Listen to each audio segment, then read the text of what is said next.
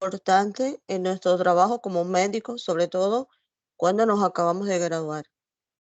Fíjense que cuando estamos atendiendo a un paciente y le indicamos los estudios complementarios, entre ellos el rayos X de tórax, eso nos da un espacio de tiempo, sobre todo cuando no es una urgencia, para pensar y ubicarnos bien en cuáles son los posibles diagnósticos que pueda tener este paciente, ¿verdad? Porque en lo que el paciente se está haciendo el rayos X, ya la mente del médico está analizando toda la información que está obteniendo de este paciente.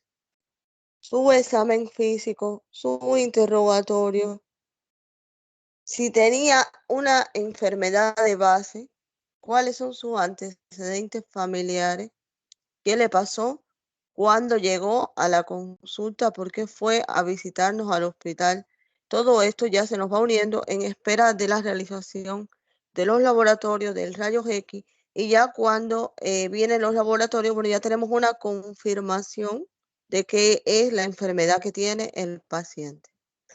Entonces, en el día de hoy vamos a hablar de algo llamado abdomen agudo. ¿Alguno de ustedes sabe qué es el abdomen agudo? Con sus palabras. ¿Ya ustedes dieron cirugía? Todavía, doctora. Todavía. Ah, bueno. Entonces vamos a... El abdomen agudo es un conjunto de síntomas y síndromes que caracterizan el llamado dolor abdominal, que casi siempre tiene un tratamiento quirúrgico un 95% de las veces. Hay personas que también, o médicos que lo llaman abdomen en tabla. Fíjense, un 95% de las veces va a tener que ser intervenido quirúrgicamente el paciente de urgencia. ¿Qué enfermedades provocan este síndrome o síntoma que es, o conjunto de síntomas, pero bueno, que es el abdomen agudo? Bueno, enfermedades como las colecistitis, litiásicas y alitiásicas cuando hay que intervenirlas quirúrgicamente, enfermedades como las apendicitis, sobre todo las apendicitis cuando ya están perforadas, las pancreatitis, enfermedades como una úlcera perforada, ya sea una úlcera gástrica o una úlcera duodenal, los traumatismos de abdomen con rupturas hepáticas, con ruptura del vaso, con rupturas renales, la trombosis mesentérica, que es una trombosis que ocurre en las arterias mesentéricas y que provoca la necrosis de gran parte del intestino. Los embarazos ectópicos, los quistes de ovario torcidos, todos esos cuadros agudos que dan un dolor muy grande en el abdomen. Por eso este cuadro también se conoce como abdomen en tabla. Entonces, esto es algo que les va a llegar casi siempre, por lo menos en el mes, van a tener que ver una o dos entre apendicitis, embarazo ectópico, colecistitis y pancreatitis. Ustedes como médicos ya recién graduados e incluso en el internado igual. No es una cosa que es ajena a nosotros, que un día vamos a ver, no, no, no, no. Esto es lo que nos vamos a estar topando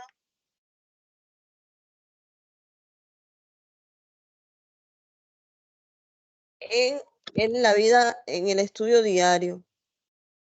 Entonces vamos a hablar de estas patologías. Déjenme volver a compartir pantalla porque por estar de curiosa se me salió la pantalla del lugar. Miren, estos pacientes siempre tienen dolor abdominal, de todo lo que compone el abdomen, pero estamos hablando ustedes han oído hablar de la división del abdomen en epigastrio, hipogastrio, mesogastrio, hipocondrio derecho, hipocondrio izquierdo, fosa ilíaca, flanco derecho, flanco izquierdo, ¿verdad? Cuando estudiaron anatomía. Sí, doctora. Ah, ya. Entonces, miren, lo que está en pantalla, estamos viendo, es la división. Aquí tenemos dibujado nuestro modelo con sus órganos de su cavidad abdominal, su hígado, su vesícula, su páncreas, su vaso, su intestino grueso, su intestino delgado. Por supuesto, detrás del intestino va a estar retroperitonealmente sus riñones, ¿verdad? Y abajo las partes de los órganos pélvicos. Aquí está la división que usamos los médicos y los cirujanos, incluyendo las líneas en que se divide la línea media, las líneas mamilares, para poder ubicarnos en el examen físico donde tiene el dolor del paciente. Por ejemplo, cuando el paciente le duele la vesícula, ¿cómo se llama el punto que hay que apretar en hipocondrio derecho? ¿Y McBurney? El Burnett, ¿verdad? ¿Y cómo se llama el del apéndice?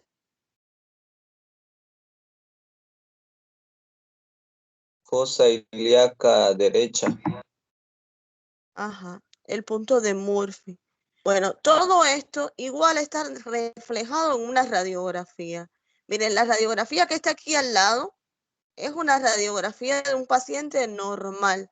Esta radiografía es sin preparación porque es una radiografía de urgencia. Hoy vamos a hablar de esta radiografía de abdomen para el paciente que viene que necesita un tratamiento quirúrgico. Entonces, el abdomen agudo no es más que un proceso de carácter grave, de evolución rápida, que se desarrolla en la cavidad peritoneal y que casi siempre necesita un tratamiento médico o quirúrgico para evitar, médico o quirúrgico urgente, para evitar las complicaciones graves o la muerte del paciente. Hay enfermedades abdominales y enfermedades sistémicas que pueden simular un abdomen agudo. No lo es, pero el dolor es tan parecido que el médico tiene que hacer un diagnóstico diferencial.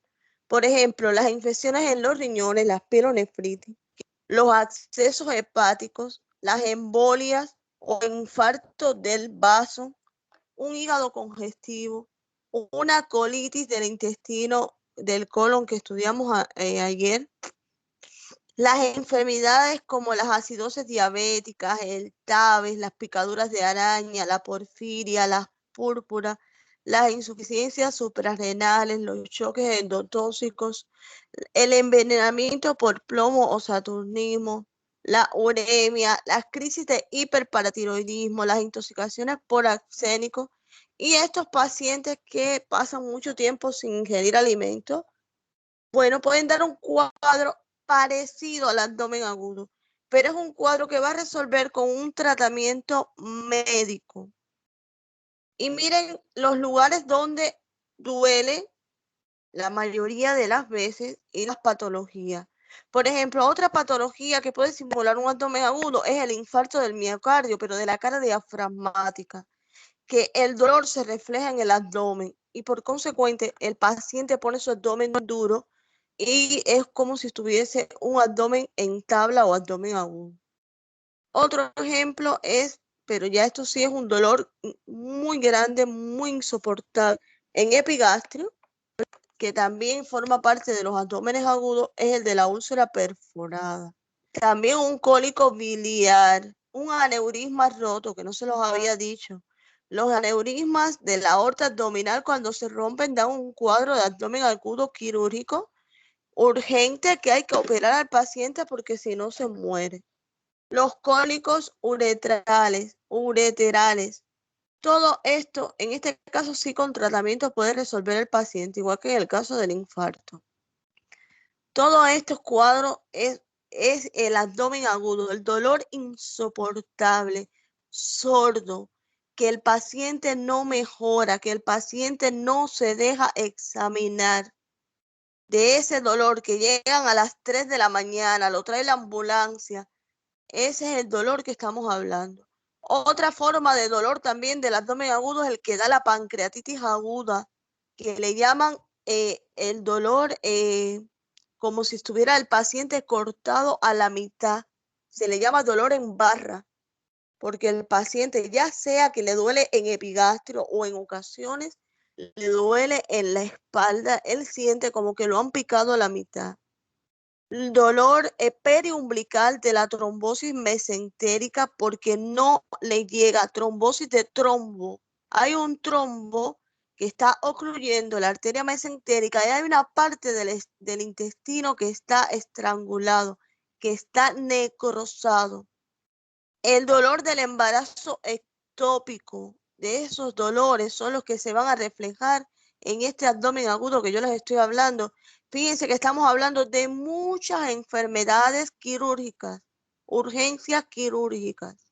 Las colecistitis, las colangitis, las hepatitis agudas.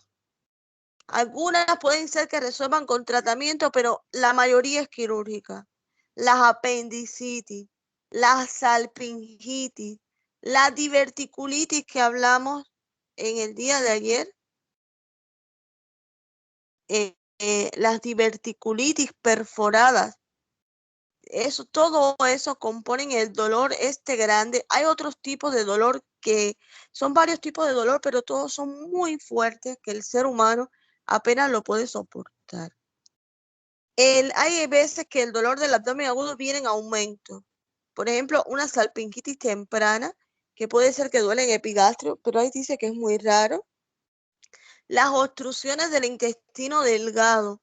Ayer cuando estábamos hablando de las colitis, de los síndromes de malabsorción y de todo, veíamos que el intestino delgado también es asiento de enfermedades, de patología que se puede obstruir dando una obstrucción intestinal alta. Las enfermedades inflamatorias, pero del colon. Y todo esto es la forma en que se nos presenta este abdomen agudo. Pero ustedes se dieron cuenta de que yo estoy mencionando enfermedades del aparato ginecológico, enfermedades del aparato digestivo, los traumatismos. Bueno, para poder entender, existen muchas clasificaciones del abdomen agudo. Yo les estoy dando siempre la clasificación más sencilla, pero la que dicen los libros que desde que se describió la medicina en el yo siempre digo siglo XVIII, pero la medicina se está describiendo desde que surgieron los humanos.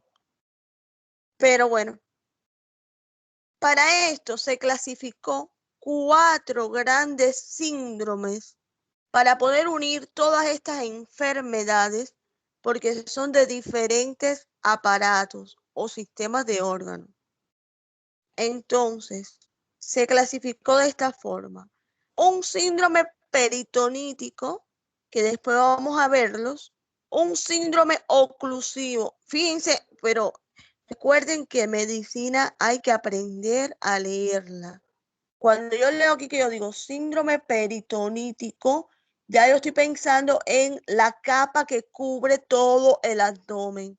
Yo digo, me está hablando del peritoneo. Entonces, una irritación del peritoneo por estas enfermedades. Cuando yo estoy leyendo aquí síndrome oclusivo, ¿qué se puede ocluir en el sistema digestivo? Bueno, los intestinos, ¿no? Entonces estoy leyendo obstrucciones intestinales. El paciente no puede defecar. Cuando leo síndrome hemorrágico, ya estoy pensando en traumatismo, en iatrogenia. Iatrogenia es errores médicos que hicieron sangrar las vísceras huecas o las vísceras sólidas del abdomen. Y el síndrome mixto es la complicación de todo esto, porque como hemos estudiado ya en radiología, a nosotros los pobres humanos no nos da una enfermedad a la vez. Nosotros tenemos diabetes y también pancreatitis y además nos arrolló un carro. Y tenemos una ruptura hepática. Y ya. Pobre paciente. Eso es muy frecuente. No es que si tienes diabetes no vas a tener VIH, y si tienes VIH no vas a tener tuberculosis. Lamentablemente no es así. Entonces, estos son los signos con los que va a llegar este paciente. Por supuesto, a medida que ustedes vayan estudiando la medicina, aprendiendo la cirugía, conociendo la anatomía. Hay dos asignaturas, hay dos cosas que ustedes tienen que saber mejor que nadie. Una es anatomía, bueno, dos no, son varias, pero bueno, la anatomía, el interrogatorio del paciente y el examen físico es lo más importante en medicina. Bueno, ya ustedes conociendo la anatomía, bueno, ya cuando le diga al paciente, me duele fosa ilíaca derecha, y ustedes saben todo lo que hay. Me duele fosa ilíaca izquierda, ya ustedes saben todo lo que hay. Pero miren cómo viene el paciente. El paciente viene con un abdomen inmóvil. El abdomen del paciente apenas se mueve del dolor. Viene con los rectos contraídos. Cuando le vamos a examinar, bueno, por supuesto, viene con el dolor abdominal agudo, ¿no? Pero bueno, con el abdomen inmóvil. Le vamos a tocar la piel para examinarlo. Ay, no se deja casi. Le duele. No se le puede tocar ni la piel. La percusión para percutir, a ver qué órgano hay, dolorosa que no puede. Cuando le hacemos las maniobras de McBurney, de punto de Murphy, es la descomprensión dolorosa en el punto donde estemos realizando las maniobras. Si es una puñopercusión para ver renal, si es presionando con los dedos para ver los puntos pielorrenos ureterales, superiores, medios, inferiores, anteriores. El abdomen del paciente está contracturado. A veces el paciente no puede ni enderezarse para caminar cuando viene caminando, porque o viene en silla de ruedas o viene en la camilla. A veces hay un lado que se palpa o se observa una tumoración, un aumento de volumen y que está una distensión asimétrica en ese abdomen. Entonces, vamos a hablar primero, hasta aquí están entendiendo de qué estamos hablando, ¿me van siguiendo, por favor? Doctor, la síndrome hemorrágica, ¿podemos considerar un aneurisma que se rompe ¿El aórtico, síndrome? por ejemplo, como una síndrome hemorrágica, no? Pero vamos a llegar allá, ¿verdad? Ahora cuando lleguemos vamos a hablar. Sí, muy bien, bien. Pero vamos a empezar por explicar el síndrome peritonítico.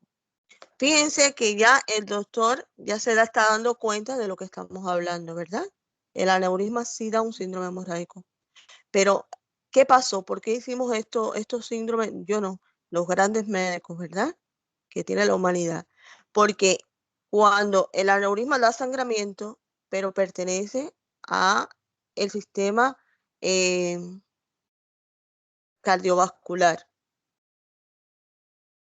pero también da sangramiento o embarazo ectópico, pero que pertenece a genitourinario, a ginecológico, mejor dicho. Pero también da sangramiento, un traumatismo del hígado, que te rompan el hígado, pero pertenece al sistema digestivo. Entonces, por eso es que se ha creado este síndrome hemorrágico, para unir todas esas patologías que dan hemorragia y tratar eso. Vamos a llegar allá. Primero, vamos a hablar entonces primeramente del síndrome peritonítico. Miren, cuando yo les decía, hay 4 síndromes, grandes síndromes, pero hay un quinto, pero este quinto, que es el perforativo, está tan unido al peritonítico que yo los puse juntos. Recuerden que yo les estoy dando esta parte de la medicina, cómo se las domina el médico radiólogo, pero el médico cirujano lo va a dar con más profundidad y con más detalles. Pero ya ustedes van a tener una base, sobre todo con la radiología, cuando lleguen a la cirugía. Miren, el síndrome peritonítico no es más que el peritoneo irritado. Vamos a decirlo. Cada vez que le digan síndrome, ustedes saben que es un conjunto de síntomas y signos que en este caso expresan la reacción del peritoneo, la irritación del peritoneo secundario a cuando hay una apendicitis, cuando hay una colecistitis, cuando hay un acceso tubo ovárico o en las trompas uterinas. Todas estas causas son inflamatorias y toda esta inflamación que está, hay aumento de volumen, hay compresión de vísceras, de órganos, hay secreción de trasudado, irrita el peritoneo. Ahora, aquí mismo, junto con este síndrome de irritativo, está el perforativo. ¿Qué quiere decir el perforativo? Porque uno puede pasar de un estado peritonítico a un estado perforativo con una gran rapidez. Bueno, ¿qué quiere decir el perforativo?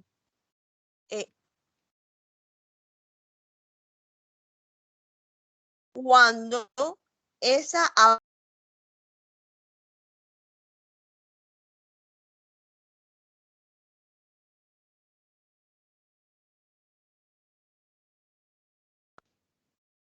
Doctora, no se escucha.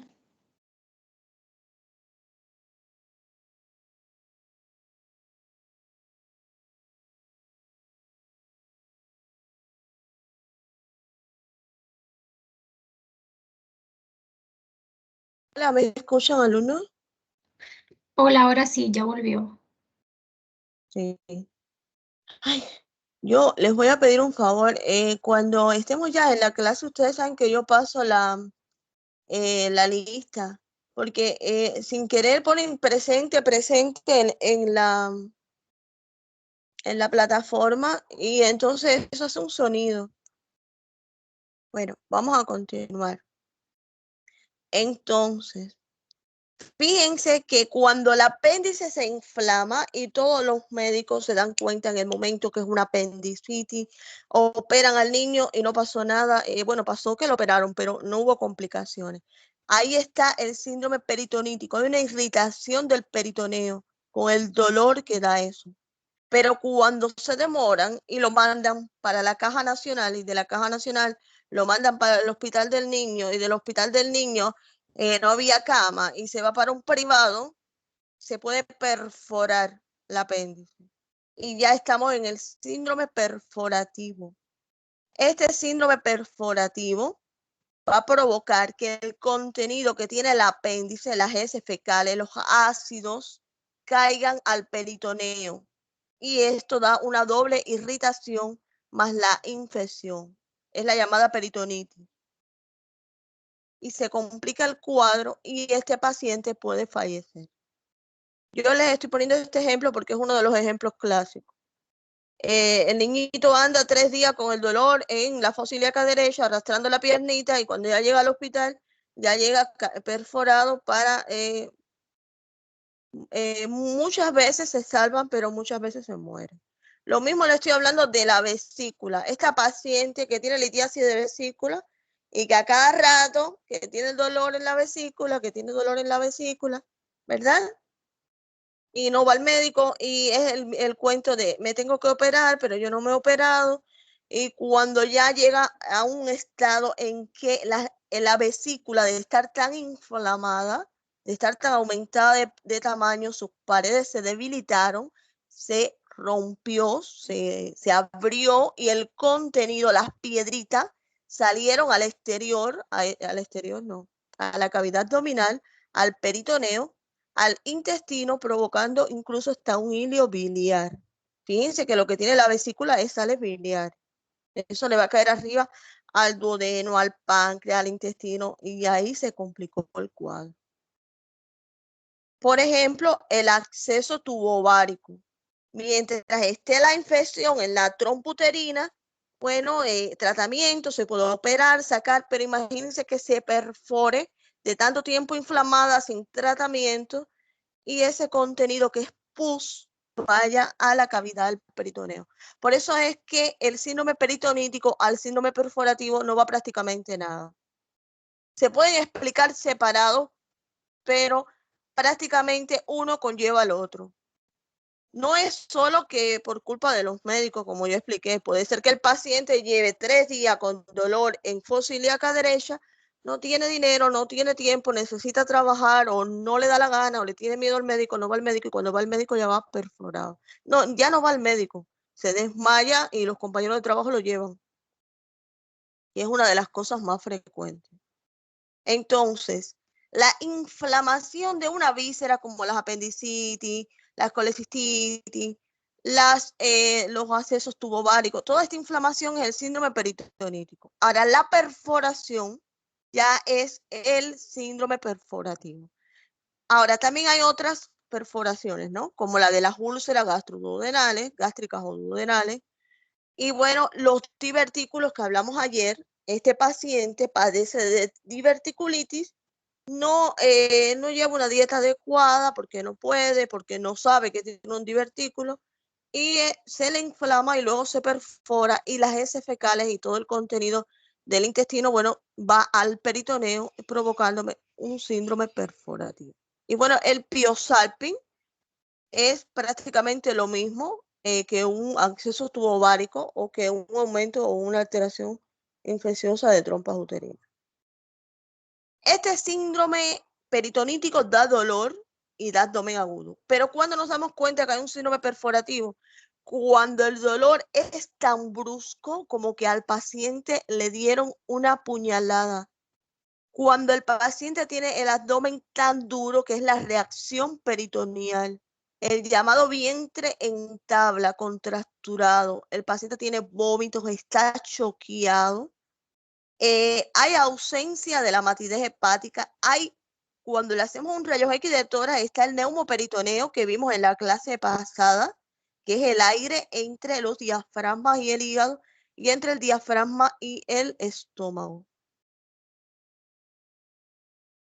Miren, esto es un ejemplo de una perforación por tomografía. Esto que está aquí señalado es la víscera, pero ¿por qué yo sé que está perforada? Porque adentro hay densidad aire que no tiene por qué estar ahí. Y este es el clásico ultrasonido del apendicolito en la apéndice cuando hay una apendicitis.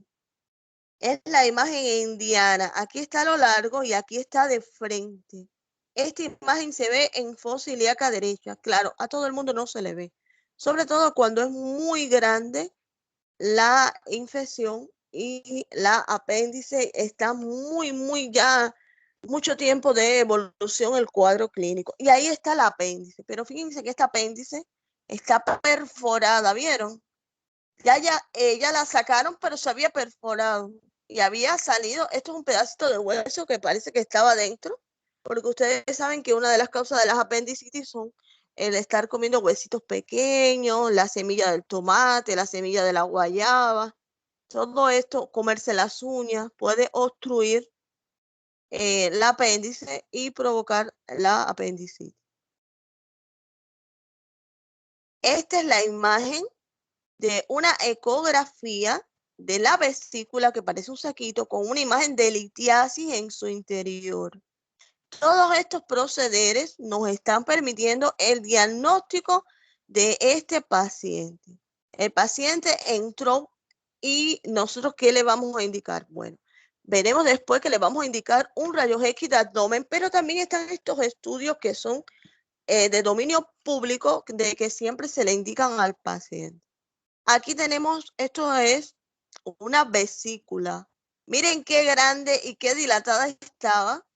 Es una vesícula que se sacó, pero bueno, que se ve que perforó, que se convirtió en un síndrome perforativo. Y estas son las imágenes de litiasis. Las imágenes de litiasis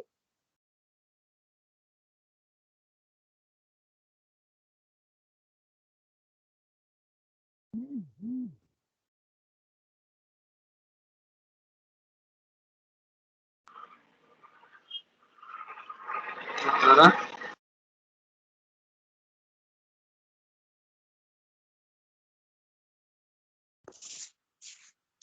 Las imágenes de litiasis, como ustedes ven, algunas son de calcio, pero otras son de urato. Miren, así se ve. Miren aquí cómo ya está esta vesícula perforándose. ¿Vieron cómo ya quiere salir la piedrita? Lo pueden ver, ¿verdad? Sí, doctor. Se ve, doctora. Ah, ya se quiere perforar, ¿verdad? Y miren ya, miren qué perforación más chiquitica. Miren, esto puede ser hasta una úlcera perforada.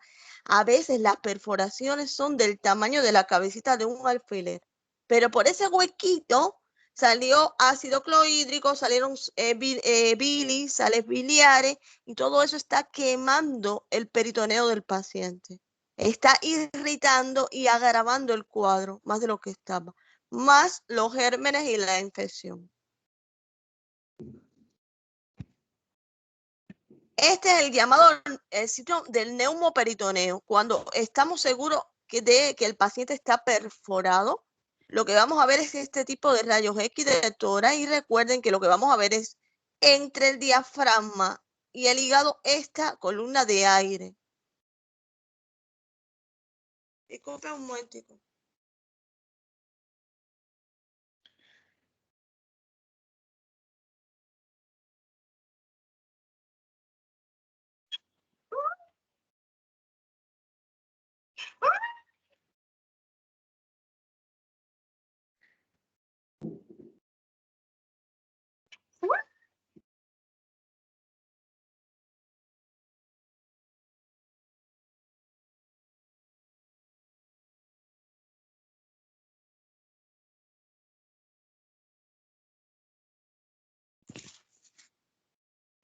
Entonces, miren la imagen.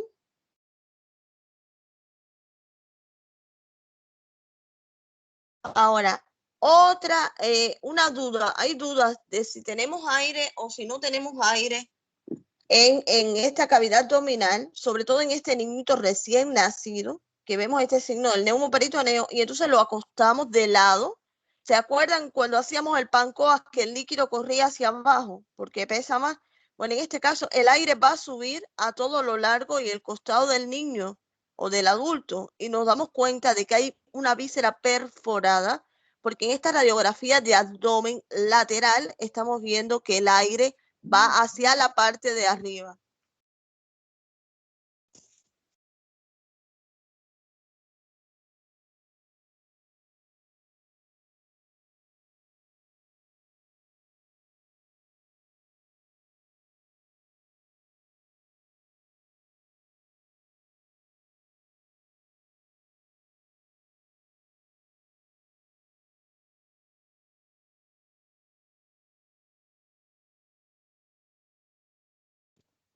Hola, doctora. Y ya.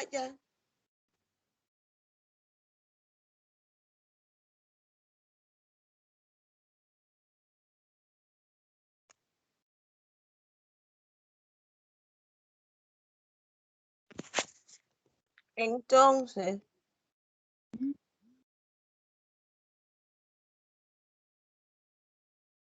vamos a seguir.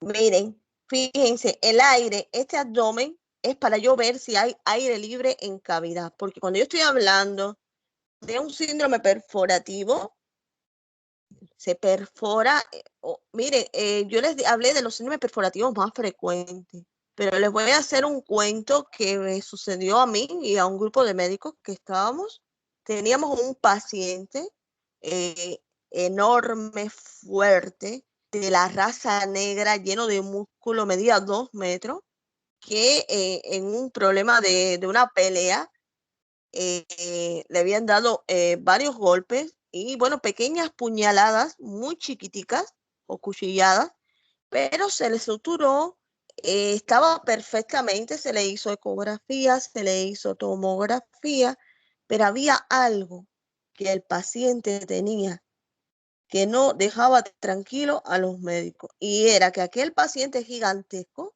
no podía hacer la respiración con profundidad. Mantenía una respiración, esta respiración así, que no puedes respirar realmente, no estás respirando, lo que estás es como un jadeo. Y ya se le volvió a repetir, se le hizo de todo, pero no había forma, no se veía el aire en el abdomen siquiera, y hasta que el cirujano dijo, no, yo lo voy a abrir. Vamos a abrirlo y vamos a ver qué tiene. Efectivamente, tenía perforado el duodeno. Ni siquiera había llegado el cuchillo, ningún cuchillado de esos al duodeno. parece que uno de los golpes que le dieron tan fuerte, bueno, había perforado duodeno, casi nunca sucede. Pero hay que tener en cuenta que no es solo la perforación de una úlcera, ni una colecistitis, ni una apendicitis. También pasa cuando hay perforaciones de cualquier parte del intestino. Hay que tenerlo en cuenta y hay que mirar muy bien la radiografía para ver la cantidad de aire. Este caso que yo les hago el cuento es porque los cirujanos, los que van a ser cirujanos, son así. Ante la duda, bueno, la parotomía exploratoria. Lo abren para ver qué hay y para salvarle la vida al paciente. Entonces, miren, otra forma en que se ve cuando está perforado el paciente, se ve aire dentro del abdomen, pero aire libre entre las asas intestinales, el llamado signo de Rigler. Y en la tomografía, maravillosa la técnica, bueno, se ven estas burbujas de aire dentro del abdomen que no están dentro de las asas intestinales. Todo el mundo sabe que las asas intestinales tienen su poquito de aire. Sobre todo yo misma que hablo, dando clase, estoy deguyendo, estoy tragando aire, ¿verdad? Pero está dentro de las asas y es un poquito, no esa gran cantidad de aire por fuera. Entonces hay que buscar dónde está perforado este señor, que tiene perforado. Y otra técnica maravillosa, bueno, es la ecografía.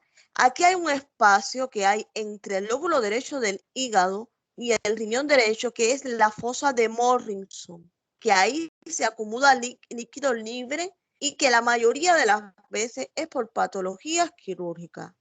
Y miren un ejemplo que yo les pongo de intestino o de esto de la forma que se ve, es una úlcera perforada. Miren la pinza, la Kerley, una Kerley normal, una pinza normal, sin dientes. Y miren el tamaño de la perforación, así de chiquitica, pero así de chiquitica mata al paciente. Y así de chiquitica el cirujano se pasa 2 horas buscándola. Tiene que revisar todo el intestino. Por eso es tan importante el examen físico y el interrogatorio. Porque si el paciente me está diciendo, no, doctor, yo siempre he padecido de úlcera, ya yo voy directo a buscar úlcera y por el examen físico. O si me dice, no, en toda mi familia tienen divertículos, ya yo voy a buscar diverticulitis al colon. ¿Ya? Si no, imagínense ustedes en qué es revisar todo el aparato, todos los aparatos del paciente. Y aquí, bueno, ni se ve la perforación. Es tan pequeñita que apenas se nota. Y mírenla aquí, miren, esta sí se ve. ¿La pueden ver?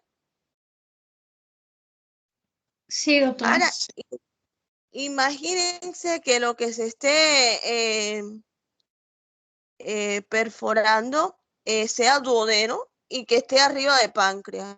Y que entonces todo el contenido, ese ácido del duodeno, le cayó arriba a la cabeza del páncreas o al cuerpo del páncreas. Se armó el problemote grande, ¿verdad? Para salvarle la vida a este paciente. Más el pobre paciente, ay, disculpe, con ese dolor terrible.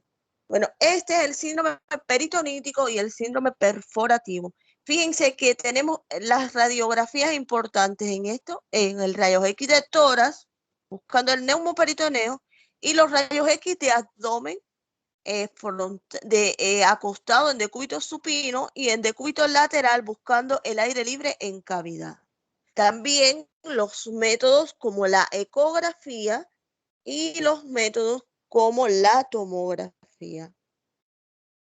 Vamos a ver ahora el otro gran síndrome, que ya habíamos adelantado algo, el síndrome hemorrágico.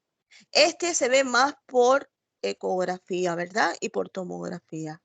Pero hay que mencionarlo porque es muy importante.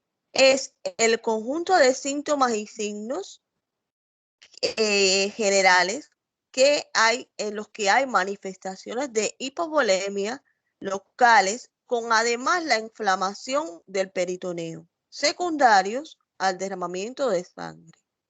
Por ejemplo, la ruptura del hígado, ¿verdad que el paciente se me está muriendo de la hemorragia del shock?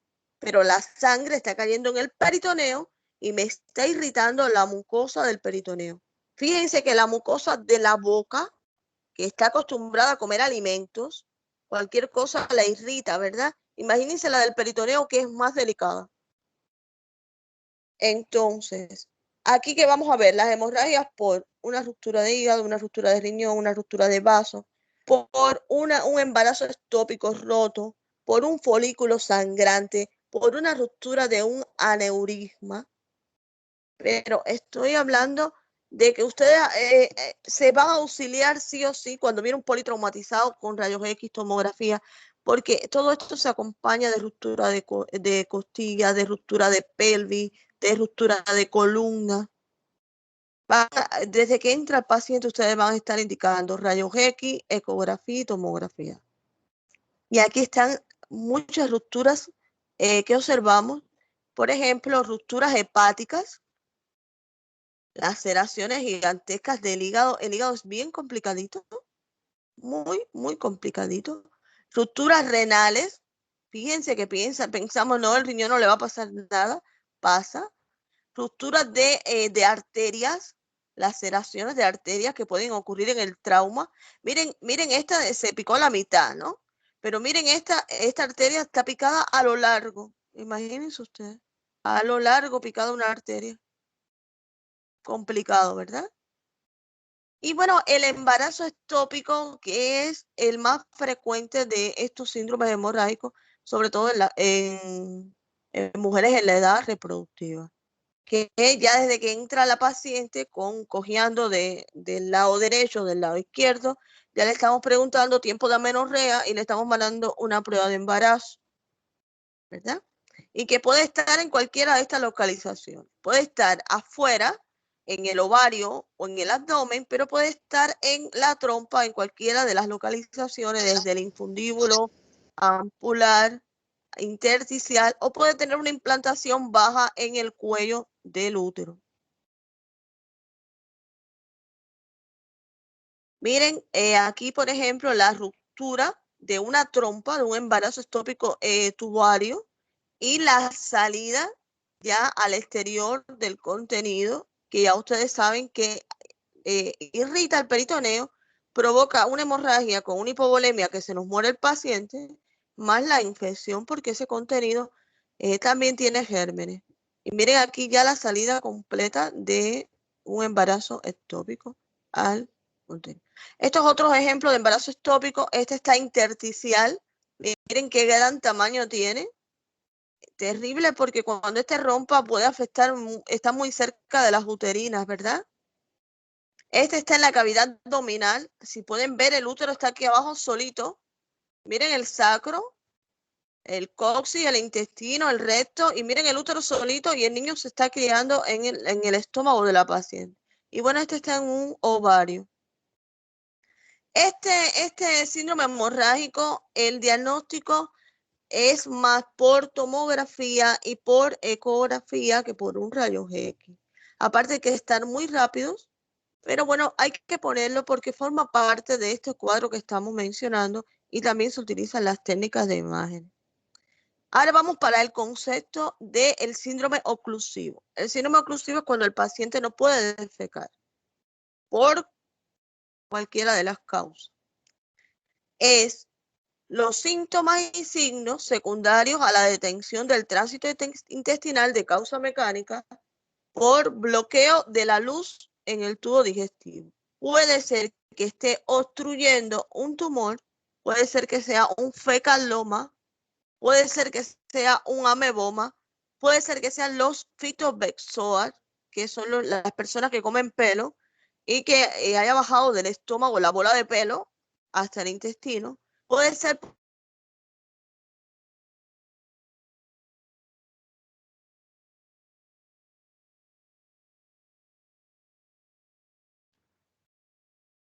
Doctora, se corta.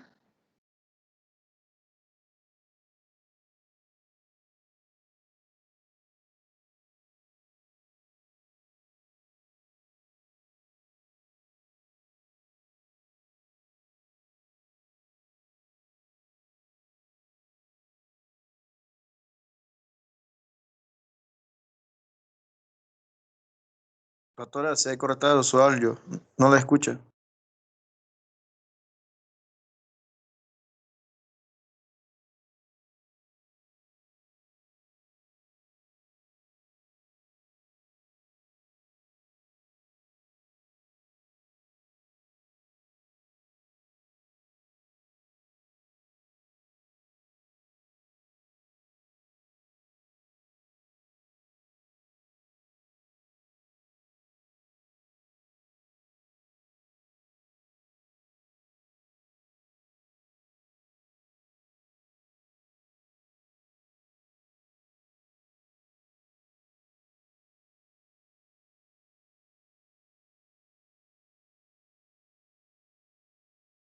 Acredito que a internet dela possa ter caído, hein? Acho que sim, vamos esperar para ver se ela volta.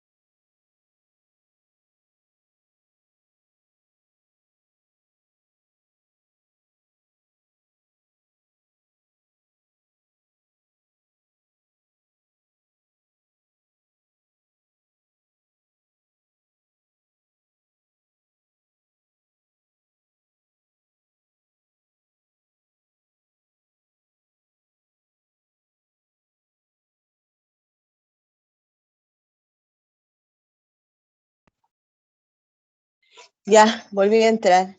¿Me escuchan? Sí, doctora. Gracias por esperarme. Me encanta que tengan interés en aprender. Es que quitaron la wifi del edificio. Increíble, pero no me dio tiempo a poner una tarjeta. Miren, entonces en el síndrome oclusivo es este que es provocado por un tumor, por un fecaloma. Puede ser por bridas, por hernias, por vólvulos, por invaginaciones. Es la llamada obstrucción intestinal.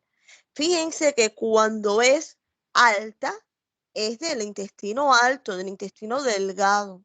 Y cuando es baja, es del colon. Esta obstrucción provoca que se paralice la defecación. El paciente no puede hacer heces fecales. Entonces, hay varias clasificaciones, pero hay dos cosas que son importantes. Una es hasta dónde la obstrucción es simple y puede ser que con la hidratación del paciente, con maniobras en el examen físico, el paciente vuelva a hacer heces fecales y no haya que operarlo, o haya que operarlo, pero es algo simple. Pero lo que hay que distinguir es cuándo está ocurriendo la estrangulación. Es cuando la parte obstruida está estrangulando o obstruyendo una arteria y provoca la necrosis de esa parte del intestino que está obstruido, y luego esa necrosis va a perforarse porque el intestino es una mucosa que ustedes saben que es bastante fina, que es muy fácil que se perfore, y luego ocurre la peritonitis. Tenemos que tener ese diagnóstico. Ahora, ¿cómo lo vamos a ver en una radiografía? Normalmente no vamos a ver asas intestinales ni gases. Cuando la obstrucción es delgada, bueno, vamos a ver todo el intestino delgado lleno de aire, marcándose un aumento de tamaño en las asas intestinales. Y estas se van a localizar en la parte del medio y alta, donde está localizado el intestino delgado. Va a ser visible las válvulas conniventes y todas las tripitas van a estar llenas de aire, aumentando su tamaño. Las paredes de las asas van a estar inflamadas por el sufrimiento que tienen estas asas intestinales. Si es del colon, va a estar muy aumentado. Si el colon tenía que medir 9 milímetros, bueno, va a medir 12 el aumento de tamaño de sus asas intestinales. Estas son, por ejemplo, este es en el caso del intestino delgado. Hay veces que hay un poquito de sufrimiento fetal y de imágenes hidroaéreas, que es el llamado rosario.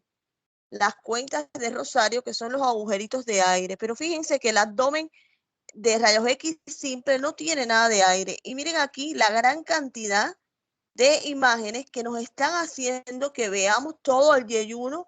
No, en este caso es el ilion, ¿verdad? Y cómo se hace visible los niveles hidroaéreos.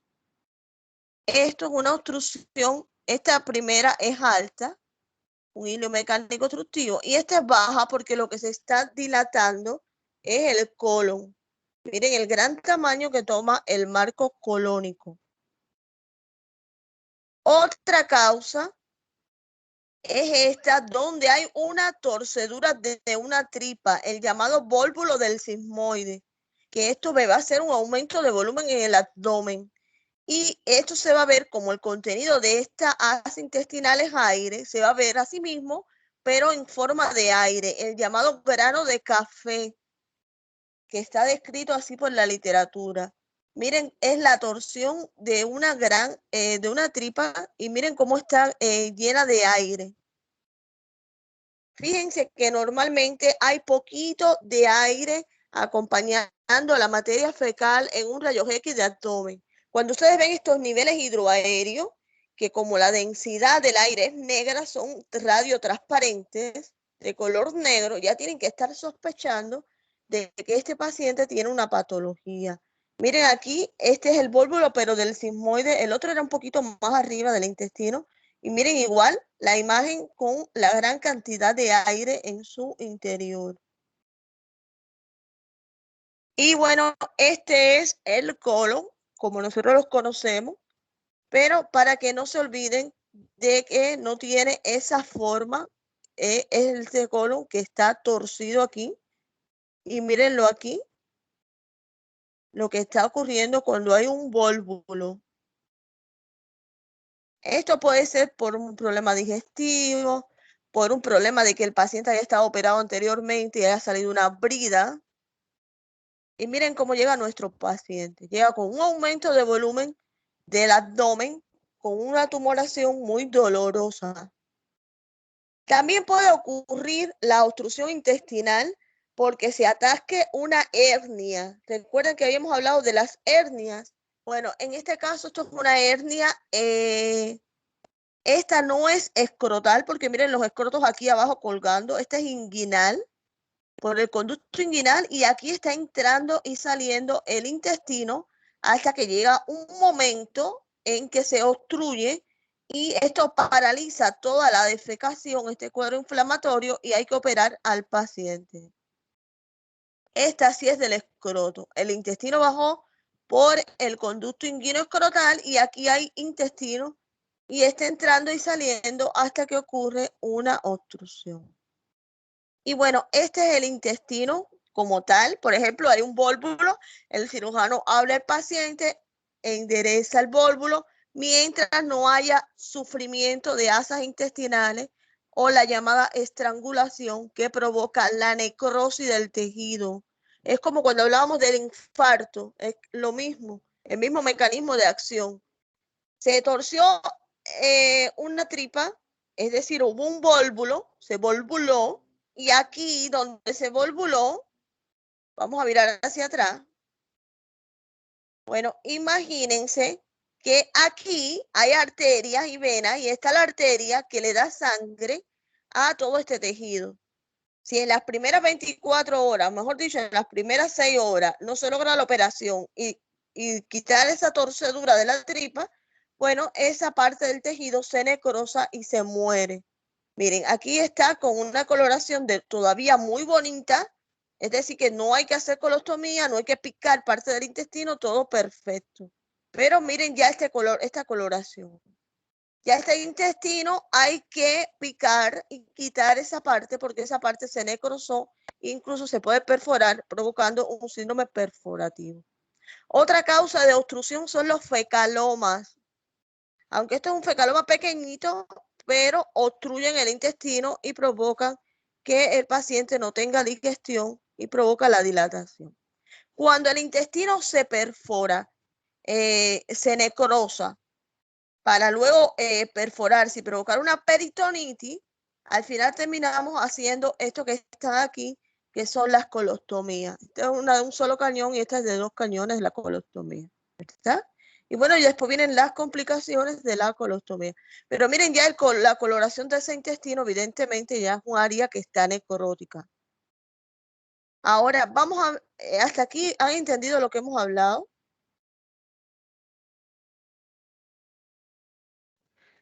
Sí, doctora, estoy acompañando. Qué bueno. Bueno, vamos a ver ahora. Ah, caramba. Vamos a seguir viendo, pero vamos a ver ahora en los síndromes mixtos para terminar.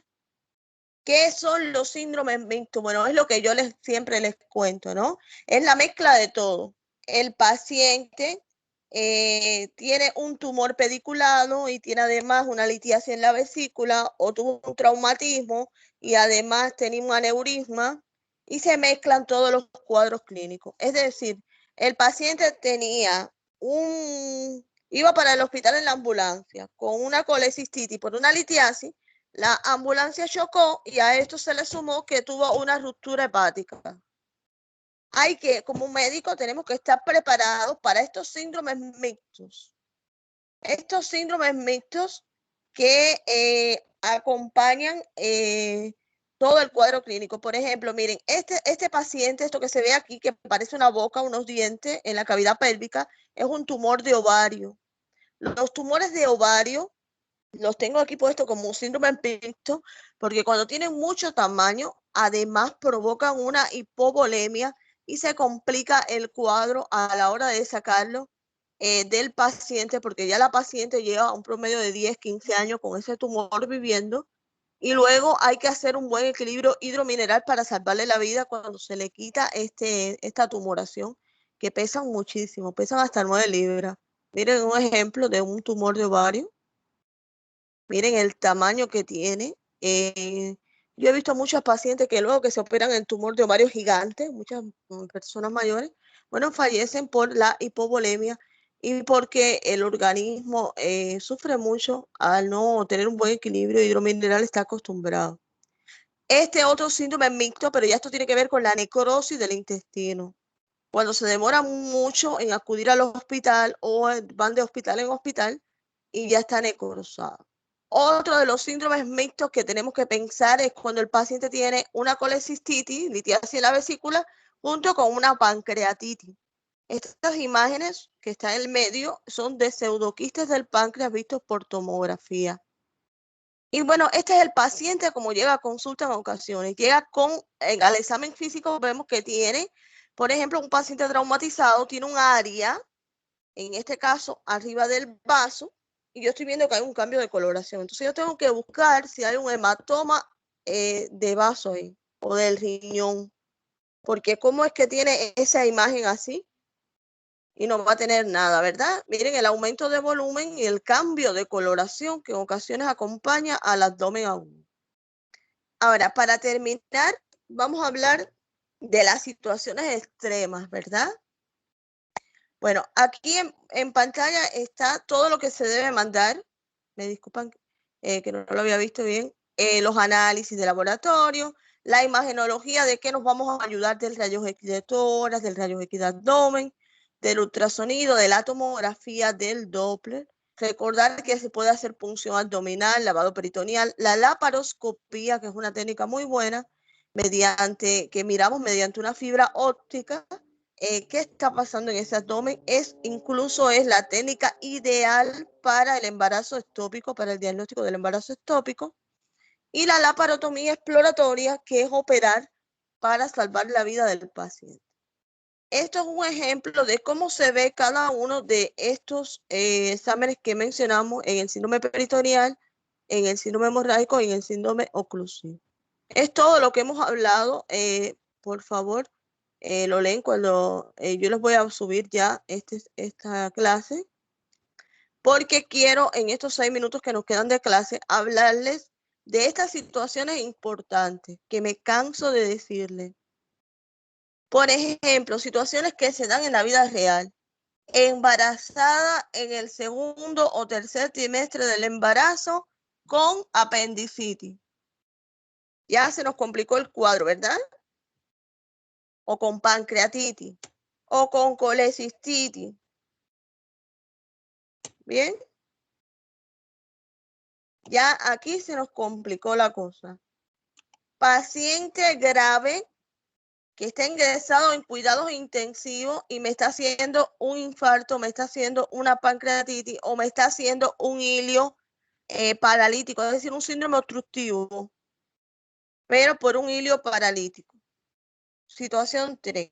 Un politraumatizado que tiene ruptura hepática, pero también tiene laceración de una arteria. Situación 4. Un paciente que está operado y en el preoperatorio inmediato, en los 10 primeros días, me comienza con una hemorragia o con otra obstrucción provocada por las bridas. Un recién nacido o un lactante siempre es motivo de preocupación con el abdomen cuando tienen un dolor. Los ancianos, las personas desnutridas, los inmunodeprimidos, por ejemplo, como los que tienen VIH, lupus. Y otra situación, los enfermos psiquiátricos. Imagínense un enfermo psiquiátrico que les toque en consulta con un dolor de abdomen agudo. Entonces, hasta aquí es esta clase de abdomen agudo.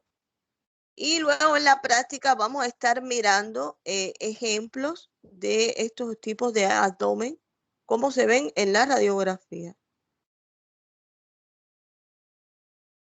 Déjenme pasar la lista porque ya está entrando, tengo el otro grupo y yo no sé si ustedes tienen clase ahora.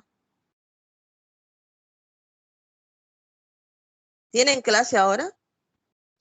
Yo no, doctora. Sí, doctora. Yo no, ahora no, solo las 5. Voy a pasar el Sí, listado. tenemos. Sí, tenemos, doctora. Bueno, esta clase yo se las di así aparentemente sencilla, pero importante, chicos, porque recuerden que ustedes van a ir a esa consulta y van a estar solos.